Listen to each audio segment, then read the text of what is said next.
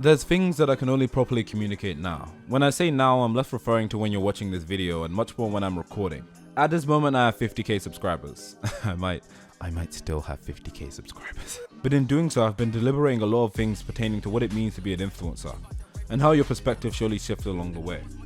I recently saw a clip of Tyler Korea talking at a concert or whatever, and he had this to say. Ooh, fuck Amazon, eat the rich. Shut the fuck up, nigga. You bought toilet paper last week. Anyway, big shout out to Tim and Josh and the whole Amazon music team for always looking out and supporting me, man. I really appreciate that. They put this whole shit together, by the way. Oh, now, yeah. Now, I disagree. I think the only reason Tyler's saying this is because Amazon sponsored him, which is, good for him, but they're still an awful corporation with awful practices which exploit their audience and really do more harm than good. I still like Tyler's music, and I don't really follow him for politics. I'm not really interested in dragging him. But this has been something communicated by influencers and entertainers time and time again. Like, they get really rich and really big, and suddenly they're a lot more lenient to these corporational entities. Don't eat the rich. I want to be rich, or I want to stay comfortable. So even if nobody's asking me to, I'll spread the message for you. Don't eat the rich, temper the poor. There's this bridge between their audiences who give them a platform and those who directly monetarily support them. Stuck in the twilight, I think I have something to say about it.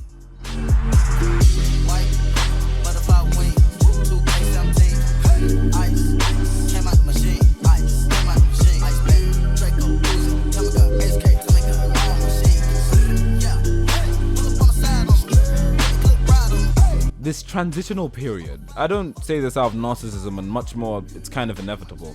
I don't doubt at some point I'm gonna have 100k. But in this transition, I notice small things. Not only about my thought process and ideas that come to mind, but also how I engage with my audience.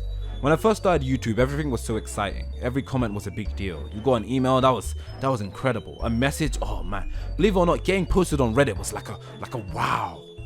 It sounds so silly, but there's a level of intimacy in being a small creator. You're more inclined to engage in things. Your community is very tightly knit because there's not really a lot of people, but there's a response, so it excites you. You didn't really expect this, but suddenly your platform gets a lot bigger. You make more videos, content, music, art. The comments that once excited you, they're no longer do it anymore. You don't even respond to most of them anymore. Now you have a laundry list of message requests that you don't even respond to. You get Instagram messages and you just ignore them. Those emails that would excite you so much, you read them, you don't even respond. But the only email that gets a response from you is the fabled paid sponsorship opportunity with your channel name. You're gonna respond to that one, right? You're gonna write an excited email. You get a message request from a showrunner saying they enjoy your videos. You jump on that immediately. This hobby, you gotta flip this hobby into a living, you know what I'm saying? You can't take friendships to the bank, and suddenly, that intimacy slowly fades away. My audience isn't people, they're dollar signs and statistics for the algorithm, and they're unreliable. And the only thing that sustains me is my corporate interest.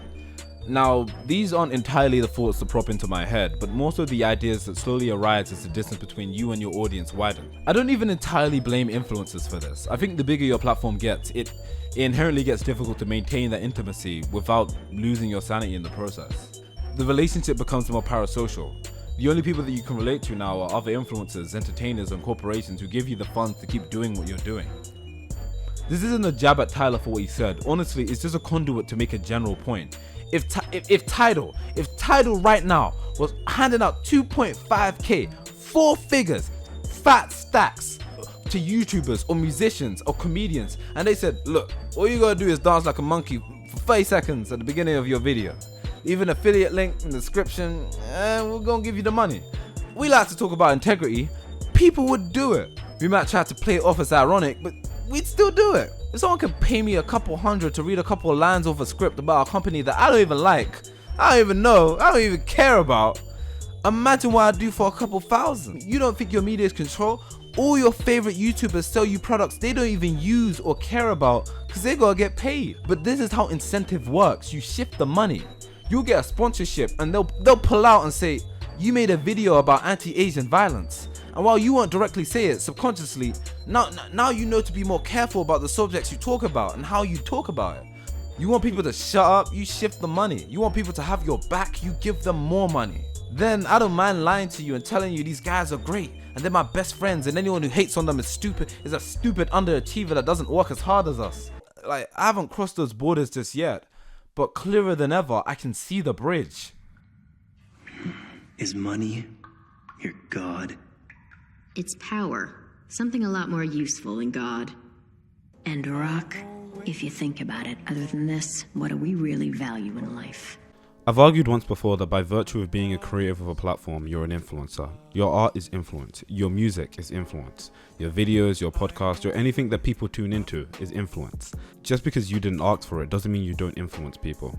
And it's disingenuous to pretend like you don't. But the term influencer, at least from how I understand it, is a marketing term. It's not something self-afflicted. It's how corporations see you as a means to make money. Here's how a typical sponsorship email looks like. Hi there, I'm Katie, Influencer Marketing Manager for PBS, Positive Black Studios. I'm reaching out to you because I thought your channel would be a great fit for our brand. What are your rates for 60 to 90 second spots? Jonathan here, I work for BBB Entertainment, and I think your channel would be a great fit to showcase our work. All you have to do is lie. Hey there, buddy. All you gotta do is put on this monkey suit and spin in a circle. You end up doing the thing you love to do, but in order to monetarily support yourself on the level that's, sustainable, you end up having to exploit your audience. Whether that's taking the sponsorship where you read a series of things you don't even believe, you don't even use the product you're advertising. Looking at the best possible way to exploit your audience and an image you've created to feed an algorithm of data. Like, as much as we like to rag on 9-to-5s and push this idea of entrepreneurialism, most of us are just slaves to the social media algorithm. If Tidal came through and they asked YouTubers to do a monkey dance for 30 seconds, beginning of their videos, slap an affiliate link in the description, and they're paying 20k, 2k even, maybe just a couple hundred, we would do it. The difficulty lies with the brand being yourself. There's no murky line, there's no manager, there's no corporate interest.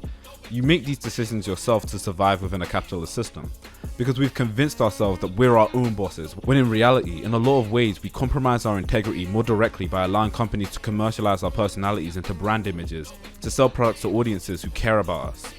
I think like actors go through this too, to be blunt. I'm not making it exclusive, but you know what I mean. And this isn't to knock sponsorships. I understand why they're done, but it creates an interesting dichotomy and pertains to the need to survive and the integrity of your word. The reason you submerged yourself in the Southeast Asian underworld is probably because you were looking for something different from Japan and your daily life. Nothing's really changed for you because you still haven't decided. You dread returning to your normal life under the sun, but you're afraid to go any further into the darkness. You're undecided, hesitating between two lives. No.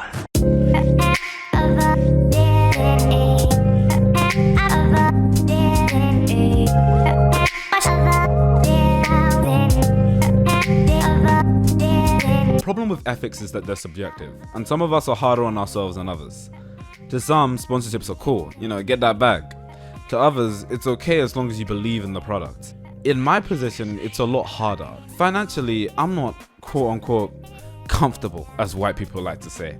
But so there's that kind of element of temptation. But a lot of my videos are overtly political, strong black leftist views. That doesn't really go well with a sponsor. And even if I did, I think the inherent concept undermines my word a little.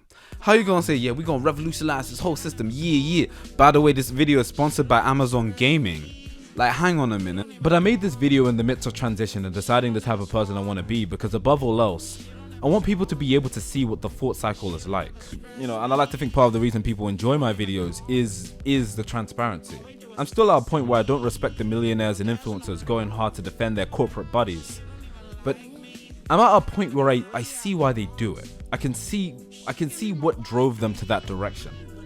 It's the financial incentive mixed with the ever-growing distance between them and their audience as they continue to grow in size and reach. Almost completely forgetting that the only reason you have a platform is that audience you founded in the first place, the ones that believed in you and gave you a platform. And now those same people, the same people that had faith in you, are criticizing the people who directly fund your way of life. Because the disconnect between your humanity and the identity you've presumed as an influencer has become so vast, you've convinced yourself you earned it through hard work. You convinced yourself that you still have a moral compass. You're just looking out for number one. So unprompted, you say, eat the rich, let's temper the poor. It's all really messy, and I don't think the answer is necessarily clear. But this idea of integrity, and I'm not reading off a script anymore. This idea of integrity is really interesting to me because of this. where do we draw the line? Do I draw the line myself? Do I let my audience draw the line? Because ultimately, you're always not going to have enough integrity for someone. Like, you're always not going to be as ethical as you could be for someone. So what's the point? Ultimately, we all got to survive in this capitalist system, right? And so what ends up happening is you can use that excuse to justify anything. And so it comes to that point of, where do you want to draw the line? You know, there's no company to hide behind. There's no corporate interest. It's just you. You know, the brand is yourself. It's all you. When they criticize Storyteller YouTube channel, they're criticizing me. That's what I did. No one told me to do that. When they criticize, you know, things you say, like an image you put, that's me.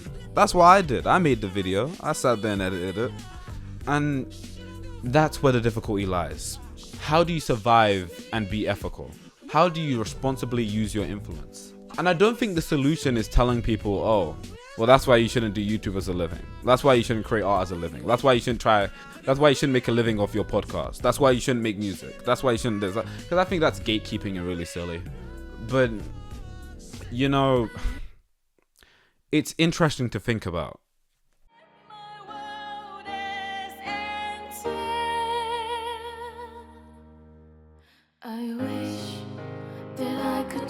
We can't police the ways in which people choose to make a living. We can't abide by the ethics of one's self-righteousness. Being held accountable to the whims of a diverse audience with a wide spectrum of morality isn't exactly easy either. So where do we draw the line? At the risk of sounding like a broken record, the problem is the system. There's no absolute ethical way to truly function within it. A lot of black radical thinkers I really love and only really get on podcasts and interviews to promote books. Is that unethical? Consumerism is the only way I found you, so maybe not. I like to go back to this speech that Aaron made about strategy over a decade ago. But when I'm selling you Boondocks bed sheets and NFTs, at what point am I still being strategic? Or am I just trying to get my breadcrumbs? My biggest struggle with YouTube is speaking from a black leftist lens to a mostly liberal audience. Not everything directly translates, and I don't believe the solution is to create an echo chamber. The problem is, how do you reconcile those views with a platform that constantly propagates this idea that your audience are nothing but analytics and numbers to be used for profit? It'll even tell you when you're making bad videos. Like, I didn't ask. I think ever since I graduated, I feel like I've been subconsciously trying to find ways to escape this system. But there really is no ethical way to function within it. Even if I don't take a sponsor, I can pump out trashy low effort videos for quick profit. It's the same principle. Like, let's keep it real. Let's call it spade a spade. What's the difference between allowing YouTube to hijack my videos mid-sentence to sell you guys products and me reading them out loud of my own agency? To me, it all feels the same. So now what? Do I draw the line myself? I don't want to. Because I don't trust myself. Because I don't think it's healthy for human beings to be a brand. It's scary. I like being a positive influence. I like seeing comments where people say I got them to consider different things. I like seeing the discussions form as a result of the videos. I like interacting with my Discord community when I can, even though some of the stuff is really weird. I don't know what's going on here. But I'm afraid to draw the line. Because I don't know to what extent I compromise my own integrity.